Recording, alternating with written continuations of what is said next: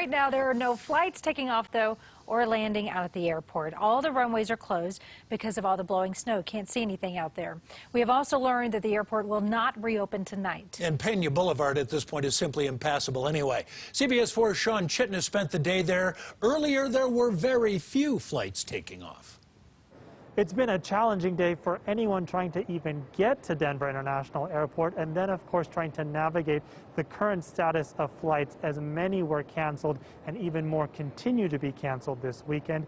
As I look over here at the TSA security checkpoint on the south side of the terminal, we have been seeing more people coming through, but a significant small fraction from what we are normally used to seeing, even during a pandemic. And it's understandable why, if you take a look at the video outside, which shows you just how difficult the conditions have been. No matter what direction you look outside, strong winds, tons of snow coming off of the tents here.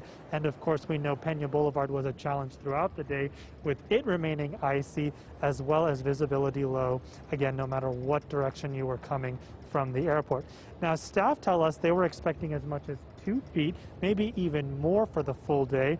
So the few passengers who did come to DIA either wanted to try their luck with a flight that was still scheduled at the time, or some passengers just didn't know their flights were already canceled until they got here.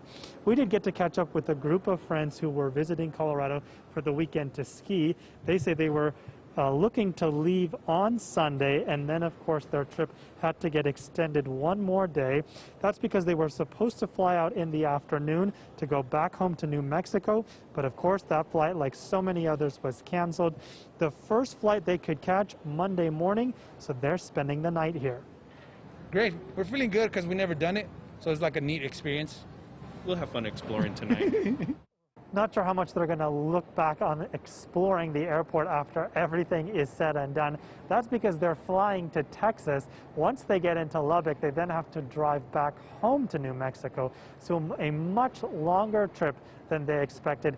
And unfortunately, that is truly the story of so many people who were coming on Sunday, hoping to leave Colorado and then needing to stay at least another day and potentially a night here at the airport. Reporting at DIA, Sean Chitnis, CBSN Denver.